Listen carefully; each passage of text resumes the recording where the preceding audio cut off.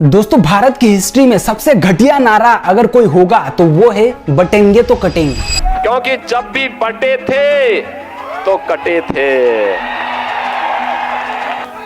एक हैं तो नेक हैं, एक हैं तो सेफ हैं। एकजुट होकर के यहां पे महायुति गठबंधन को जो मोदी जी के नेतृत्व में आज पूरे देश के अंदर कार्य कर रहा है, एनडीए के रूप में, एनडीए के रूप में काम कर रहा है।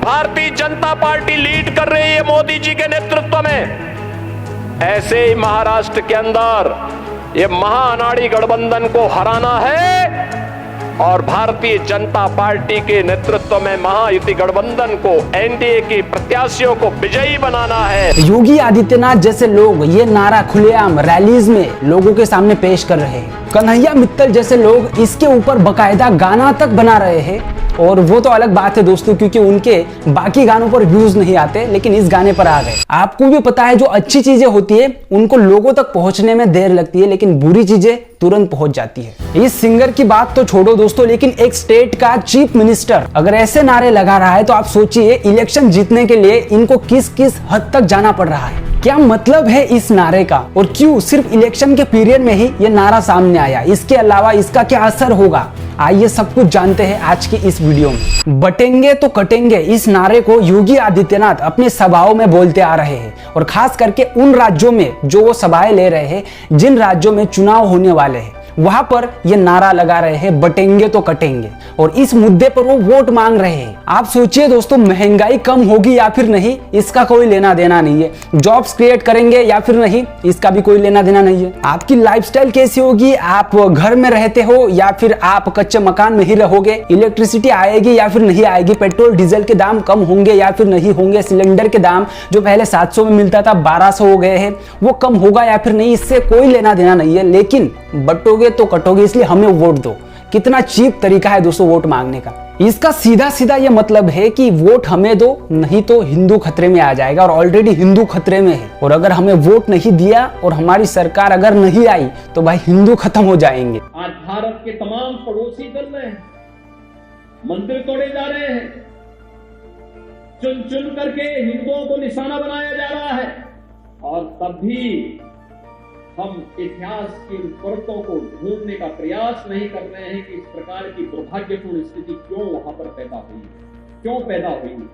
और इसलिए बहनों भाइयों, हम याद करें, जो समाज इतिहास की गलतियों से सबक नहीं सीखता है, उसका उज्जवल भविष्य पर भी ग्रहण लगता है। सनातन धर्म पर आने वाले संकट के लिए फिर से एकजुट होकर के कार्य किए जाने की आवश्यकता है।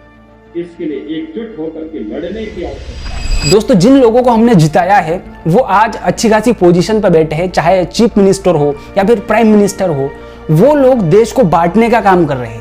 वो लोग किसी एक पर्टिकुलर रिलीजन को जो है वो खतरे में बता रहे हैं और खौफ का माहौल क्रिएट कर रहे हैं, ताकि उनको वोट मिल सके और दूसरे धर्म के लोगों के लिए नफरत पैदा हो सके। ये बिल्कुल ऐसा ही है दोस्तों, जैसे मान लो किसी एक पर्टिकुलर एरिया में इलेक्शन हो रहे हो, तो वहां पर एक नेता क्या करता है जीतने के लिए, वो सबसे घटिया हरकत करता है। वो करता क्या है दोस्तों, उस एरिया में वो देखता है कि मेजॉरिटी किसकी है, मतलब किस रिलीजन के लोग वहां पे ज्यादा रहते हैं, उनके और दूसरे रिलीजन के लोगों में वो नफरत घोलने का काम करते हैं, दंगे करा देते हैं। तो दंगे होने के बाद जब इलेक्शन होते हैं तो मजबूरी में वो लोग अपने ही रिलीजन के नेता को वोट दे देते हैं, और ये सबसे घटिया तरीका है वोट पाने का।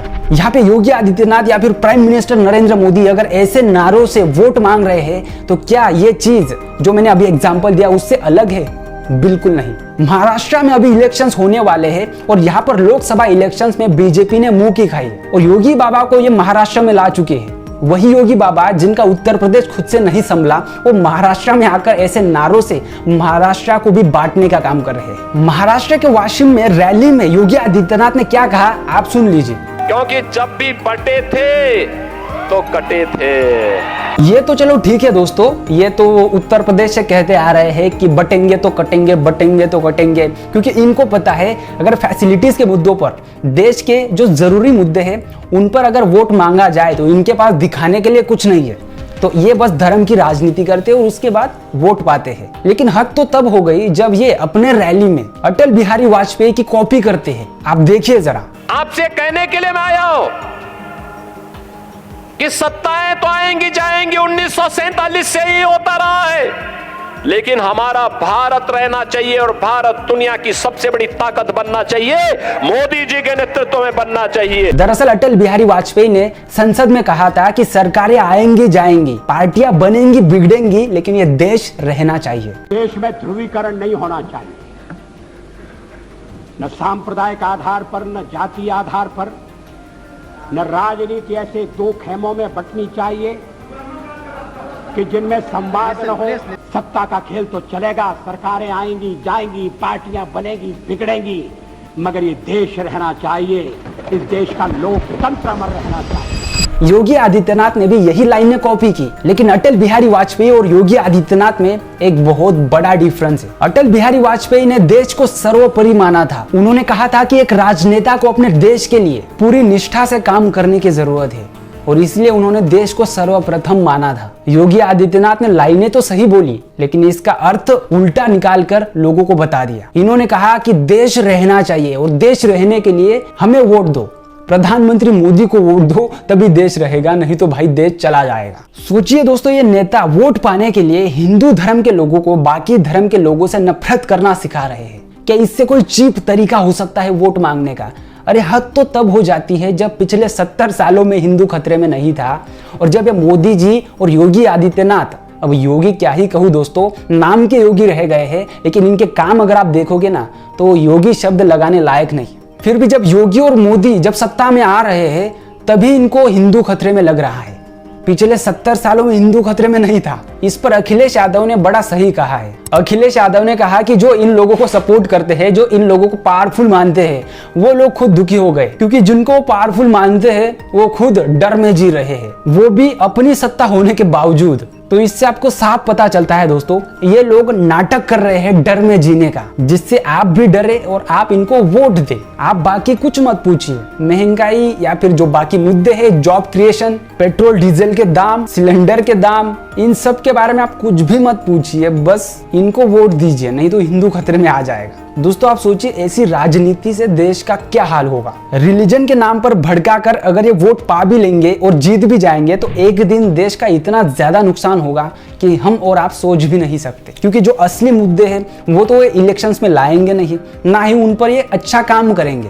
ये वोट पाने के लिए ऐसी धर्म की राजनीति करेंगे, वोट पा भी लेंगे, जीत जाएंगे और देश का सबसे बड़ा नुकसान करके जाएंगे। सोचिए, अगर दो धर्म के बच्चे अगर एक साथ खेल रहे हो और उनके कानों पर ऐसे नारे पड़ेंगे तो वो क्या सोचेंगे? वो तो सोचेंगे कि हमें एक दूसरे से दूर हो जाना चाहिए। दोस्तों अगली बार अगर आप ऐसा नारा कहीं पे सुनेंगे या फिर कोई नेता आपके सामने ऐसा नारा लगाए तो एक बार अपने मन में जरूर सोचिए कि इस नारे का क्या असर होगा हमारे ऊपर और हमारे देश के ऊपर, क्या असर होगा फ्यूचर में। क्या इससे शांति बनी रहेगी या फिर देश अशांत होगा? बाकी नेताओं के चक्कर में आप अपनी सोच को मत मारिए, सोच को जिंदा रहने दीजिए, क्योंकि वो सोच ही है आपकी जो इसी नफरत को बर्बाद कर सकती है। ऐसे ही नफरत का जहर घोलने वाले इस आरजे रौनक की कहानी भी जरूर देखिए, इसको भी एक्सपोज किया है।